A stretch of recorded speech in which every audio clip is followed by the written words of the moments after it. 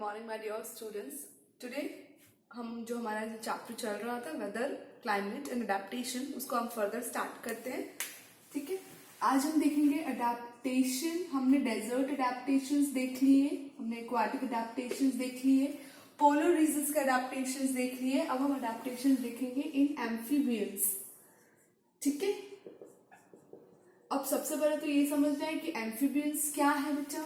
सी examples की मैं बताती हूँ आपको। दैट इज फ्रॉग, सैलमेंडर, ठीक है, स्नेक्स, ये सब क्या है, tortoise, all these are amphibians. क्या है बेटा, ये सब एम्फीबियंस है। एम्फीबियंस बेटा वो एनिमल्स जो लैंड में भी रह सकते हैं प्लस वाटर पे भी रह सकते हैं। समझ आ गई बात? Amphibians are those animals which can resist their life, which can survive both in water and in land. ठीक है, आपने फ्रॉग्स को देखा होगा, वो लैंड पे भी रहते हैं, लैंड पे भी उछलते कूदते हैं और पानी में भी चले जाते हैं, देन वहां पे भी स्विम करते हैं, है कि नहीं? सेम ऐसे आपने सैलमेंडर्स जो एक लिजर्ड की तरह होती है, वो पानी में भी रह सकती है और बाहर भी आ जाती है लैंड पे। सेम टार्टर्स को भी आपने देखा होगा, लैंड पे भी एंड वाटर में भी स्विम करते हैं। स्नेक्स भी, कई ऐसे वाटर स्नेक्स हैं जो पानी में भी रहते हैं प्लस साथ में जमीन पर भी आ जाते हैं। ठीक है बेटा, सो these are the animals which can live both on land and water. Fine, तो हम लिख सकते हैं animals that live on both land and water. Fine, example frog, salamander, tortoise, etc. ठीक है, अब इनके हम कैरेक्टरिस्टिक्स देख लेते हैं बेटा। क्या कैरेक्टरिस्टिक्स हैं इनके? ये जो है कोल्ड ब्लडेड एनिमल्स होते हैं। कैसे होते हैं? Cold blooded animals. Cold blooded बेटा, अर्थ पर दो टाइप के एनिमल्स होते हैं according to their blood, warm blood and cold blood. Warm blood मतलब जैसे कि अगर हम ह्यूमन बीइंग्स की बात करें, समटाइम्स आपने कभी नोट किया होगा कि जब हमें कट लग जाता है तो जो ब्लड निकलता है, जब आप उसको टच करते हो तो वो कैसा फील आता है? उसमें थोड़ा गर्म, जैसे गुनगुना पानी होता है, ठीक है, हल्का सा बॉइल वाटर, वार्म वाटर बोलेंगे हम, बॉयल भी नहीं, बॉयल का मतलब तो बहुत ज्यादा बॉयल हो जाना। तो वार्मनेस जो होती है वो नजर आती है। क्यों? क्योंकि हमारी बॉडी में टेम्परेचर कैसा रहता है? हमेशा वार्म रहता है। ठीक है, मतलब हम हमेशा एनर्जेटिक रहते हैं, एनर्जी रिलीज होती है, तो इसलिए हमारी बॉडी हमेशा वार्म रहती है और हमारी बॉडी की वार्मनेस की वजह से ब्लड भी हमारा वार्म रहता है। ठीक है, तो इसलिए हम कैसे हैं? Warm blooded animals. लेकिन अर्थ पर ऐसे कुछ एनिमल्स भी हैं जो ज्यादातर पानी में रहते हैं। ठीक है, ऐसे एनिमल्स जो ज्यादातर पानी में रहते हैं, दे आर कोल्ड ब्लडेड। उनका खून जब अगर हम काटे या अगर उनको कट लग जाए तो जो ब्लड रिलीज होगा, अब अगर हम उस ब्लड को टच करेंगे तो वी फाइंड इट कोल्ड। हमें वो ब्लड हमारे ब्लड की वार्मनेस के जैसा नहीं दिखेगा, उस ब्लड में हमें कोल्डनेस नजर आएगी, ठंडा ब्लड होगा वो। ठीक है, बिकॉज वो कहाँ रहते हैं? पानी के अंदर रहते हैं। दैट्स वाई वो अपनी बॉडी की एनर्जी बहुत ज्यादा यूज नहीं करते, ज्यादातर वो रेस्टिंग पोजीशन पे रहते हैं।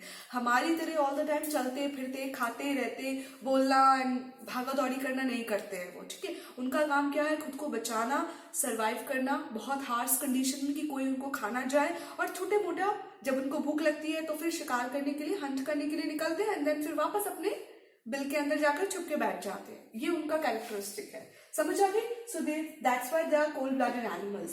फाइन बेटा, इसके बाद बात करें आपने इनके फीट्स के बारे में। जैसे कि फ्रॉग को देखेंगे तो उसका जो फ्रंट जो लेग होते हैं वो छोटे होते हैं, ठीक है, शॉर्ट इन साइज, लेकिन उसके जो बैक लेग्स होते हैं वो बहुत लंबे होते हैं ताकि वो आराम से जंप कर सके। ठीक है, दूसरा आपने ज्यादातर आप देखना, टॉर्टोइज हो गया, फ्रॉग हो गया, सैलमेंडर हो गए, इनके पीछे के जो फीट होते हैं वो किस तरीके के होते हैं? इस तरीके के, मतलब किस तरीके के? ये फ्लैप लाइक, है ना, पैडल्स, कि आराम से ये क्या कर सके? पानी के अंदर स्विम कर सके। जैसे डक के नहीं होते, वेब्ड फीट्स होते हैं बिल्कुल इस तरह से, ताकि आराम से वो पानी को प्रेशर दे सके एंड देन आगे की तरफ मूव कर सके, ठीक है, पानी में स्विम कर सके। इस तरीके के इनके webbed flap like leg feet होते हैं। समझ आ गई बात? लिख सकते हैं हम,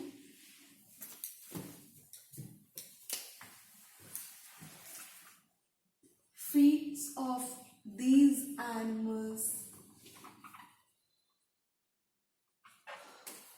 are flap like or paddles like to swim, ताकि वो स्विम कर सके, ठीक है। पैडल्स लाइक, इवन आप देखना बोट जब हम चलाते हैं तो बोट को आगे बढ़ाने के लिए हम क्या करते हैं, पैडल्स को हम इस तरीके से पानी को पीछे की तरफ पैडल्स के थ्रू फेंकते हैं, तब जाके बोट पे फोर्स लगता है एंड बोट आगे की तरफ मूव करती है। सेम उसी तरीके के पैडल्स के जैसा स्ट्रक्चर होता है एम्फीबियंस के फीट्स का, ठीक है बेटा, क्लियर? तो ये कुछ अडेप्टेशन थे कोल्ड ब्लडेड एनिमल्स। हाँ, एक चीज और इंपॉर्टेंट है कि ये हाइबरनेशन भी शो करते हैं। हाइबरनेशन का मतलब मैं आपको पोलर एनिमल्स जब बता रही थी तब भी बताया था, लॉन्ग विंटर स्लीप, ठीक है। ये पानी के नीचे जाकर या कहीं पे भी, चाहे पानी हो चाहे जमीन हो, जहां भी इनको अवेलेबिलिटी मिल जाए वहां पे ये क्या करते हैं, अपने अपने घरों में जाकर छुप के बैठ जाते हैं। कब? During the winter season. जब विंटर सीजन होता है उस दौरान ये बहुत लंबे समय के लिए अंदर जाकर छुप के बैठ जाते हैं। क्यों? क्योंकि एक तो ये बॉडी कैसी है, इनकी ब्लड कैसा है, कोल्ड। अगर ये विंटर सीजन में बाहर आएंगे तो दैट जो अंदर, जो बॉडी के अंदर जो ब्लड फ्लो कर रहा है, कोल्ड है, वो क्या करेगा, उनको बहुत ज्यादा बॉडी को क्या कर देगा, टेम्परेचर डाउन कर देगा, जिस वजह से ये सरवाइव नहीं कर पाएंगे और जल्दी ही इनकी डेथ हो जाएगी। समझ आ गई बात? इसलिए इनको क्या करना पड़ता है, ड्यूरिंग विंटर टाइम या तो पानी के नीचे जाकर बिल्कुल छुप के बैठ जाते हैं और बहुत कम बाहर निकलते हैं।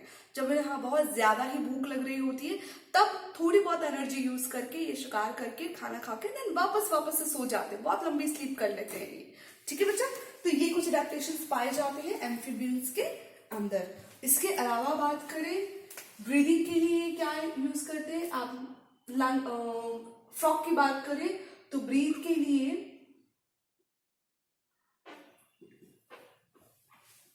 ये लंग्स यूज करते हैं, ठीक है। इनके पास गिल्स भी होते हैं, कई ऐसे हैं जिनके पास में गिल्स होते हैं और बेसिकली पानी में रहते हैं लेकिन फिर भी देखो लंग्स हैं इनके पास, ठीक है।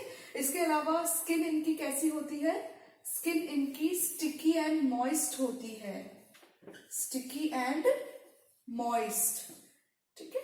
स्टिकी मतलब जैसे जेली लाइक सब्सटेंस होता है ना, अगर हम जेल लगाते हैं, वो जेल कैसी होती है, बहुत सॉफ्ट और स्टिकी होती है, स्किन बहुत शाइनी होती है। तो आपने फ्रॉग को कभी बहुत ध्यान से देखना, फ्रॉग हो गया या वाटर स्नेक हो गए, उनकी जो बॉडी की जो सरफेस होती है वो बहुत चिकनी आपको नजर आएगी, बहुत चिपचिपी नजर आएगी। फिर हम उनको टच भी करेंगे तो भी हमारे हाथ में ऐसा फील होगा जैसे बहुत स्टिकी सब्सटेंस रिलीज करते हैं, वो रिलीज करते हैं वो, ठीक है बेटा। इसलिए उनकी स्किन कैसी होती है, स्टिकी एंड मॉइस्ट होती है, ताकि उनकी बॉडी के ऊपर जो वाटर का जो प्रेशर है वो उनकी स्किन को रप्चर ना करे, डैमेज ना पहुंचाए, इसीलिए ताकि पानी के अंदर वो बहुत आराम से फ्लो कर सके। याद है एक्वाटिक प्लांट्स में बताया था, एक्वाटिक प्लांट्स भी अपने सर्वाइवल के लिए क्या करता है, पानी में जो पेड़ पौधे पाए जाते हैं उनके सर्वाइवल के लिए क्या करते हैं, वो उनकी चारों तरफ वो स्टिकी सब्सटेंस सिक्रीट करते हैं ना, है कि नहीं। सेम ऐसे ही जो एम्फीबियंस है वो भी अपनी बॉडी के ऊपर स्टिकी सब्सटेंस रिलीज करते हैं उनकी स्किन, ताकि वो पानी में आराम से फ्लो कर सके, फाइन, उनकी स्किन को कोई डैमेज ना पहुंचे। तो ये कुछ अडेप्टेशंस हमने देखे एम्फीबियंस के अंदर।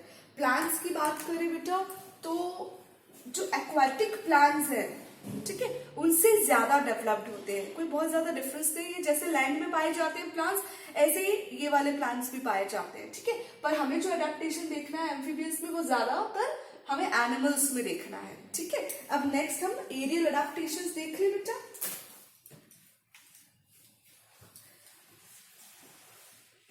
एरियल अडेप्टेशंस मतलब वो एनिमल्स जो कहाँ रहते हैं, एयर में। अब एयर में कौन से एनिमल्स रहते हैं, नॉर्मल सी बात है, बर्ड्स, हम सब जानते हैं only birds can live in air, can fly in air, ठीक है।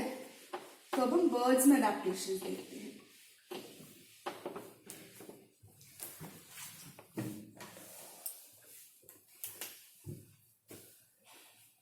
एरियल अडेप्टेशन, एरियल वर्ड कहां से आया? The word come from air, ठीक है। तो ऐसे हमें याद रहेगा, this word come from air, aerial adaptation. तो बर्ड्स के बारे में हम इसमें जानेंगे। बर्ड्स को अगर आप आपने कभी नोट डाउन किया हो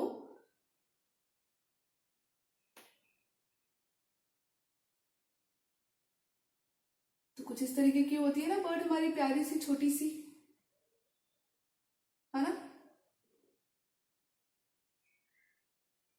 तो बर्ड की अगर आप बॉडी के आप ध्यान से देखो तो जिस तरीके से फिश की बॉडी होती है, इस तरीके से आगे से भी नैरो, पीछे से भी नैरो, और बीच में उसका बॉडी सरफेस इस तरीके से थोड़ा सा फ्लैटेंड। सेम ऐसे आप बर्ड की भी देखो, बर्ड की भी कुछ इसी तरीके से है ना, है कि नहीं। बस ये अपनी जो पीछे की जो टेल है जब उड़ती है तब वो फैला लेती है, और जब नहीं उड़ती तब टेल कैसी रहती है? ऐसी रहती है कि नहीं। तो बॉडी स्ट्रक्चर कैसा है? बिल्कुल स्ट्रीमलाइन बॉडी स्ट्रक्चर है, इसलिए मैंने आपको डायग्राम के साथ बताया। बॉडी स्ट्रक्चर इनमें कैसा पाया जाता है? स्ट्रीमलाइंड, ताकि आराम से, अब क्योंकि अगर इस तरीके का बॉडी स्ट्रक्चर रहेगा बेटा, तभी तो हवा को क्या कर पाएंगी, जो आगे से इतने प्रेशर से जो एयर आएगी वो आराम से साइड से निकल जाएगी और बर्ड आगे की तरफ आराम से उड़ पाएगी। अदरवाइज क्या होगा बॉडी में? कभी आप खुद प्रैक्टिकल करके देखना, जब बहुत तेज आंधी चल रही हो तो आप एक तो सीधे चलना इस तरीके से, ठीक है, और एक आप यूं करके चलना, आप पता कर पाओगे, आपको पता चलेगा कि आप कौन सी पोजीशन में प्रॉपर आसानी से इतनी तेज हवा में चल सकते हो। जब हवा यूं सामने आएगी तो हमारी बॉडी, अगर हम ऐसे चलेंगे तो हमारी बॉडी को प्रेशर देगी, हम पीछे की तरफ भागेंगे। लेकिन अगर हम इस तरीके से हो जाएंगे तो प्रेशर क्या हो जाएगा? क्योंकि सरफेस एरिया कम तो प्रेशर भी कम, तो हम आराम से आगे की तरफ मुड़ पाएंगे। समझ आ गई बात? सेम वही चीज होती है कि बॉडी का सरफेस कम तो यहाँ पे फोर्स भी, हवा भी अपनी फोर्स नहीं लगा पाएगी, इसलिए आराम से आगे की तरफ बॉडी मूव कर जाती है, चाहे फिर वो एयर हो चाहे फिर वो वाटर हो, दोनों ही कंडीशन में सेम यही चीज है। इसके अलावा बॉडी किससे कवर्ड रहती है? बॉडी कवर्ड विद फेदर्स, ठीक है। इनकी बॉडी आपने देखा ना पंखों से कवर्ड रहती है, क्योंकि इनकी जो बॉडी है बेटा बहुत सॉफ्ट होती है, स्किन बहुत सॉफ्ट होती है। अगर इनके फेदर्स नहीं होंगे तो अगर हम एक पत्थर भी मारेंगे तो इनकी स्किन डैमेज हो जाएगी, मर जाएंगे। इसके अलावा मैं बात करूं तो they have wings to fly, है ना। सबसे अच्छी अडेप्टेशन है ना इनके पास। काश हमारे पास भी विंग्स होते तो हम भी उड़ पाते, but they having 2 wings and tails, तो वो फ्लाई कर सकते हैं, हवा में उड़ सकते हैं। अब हवा में कैसे उड़ सकते हैं? क्योंकि इनकी जो बोन्स है वो कैसी होती है? होलो बोन्स होती है।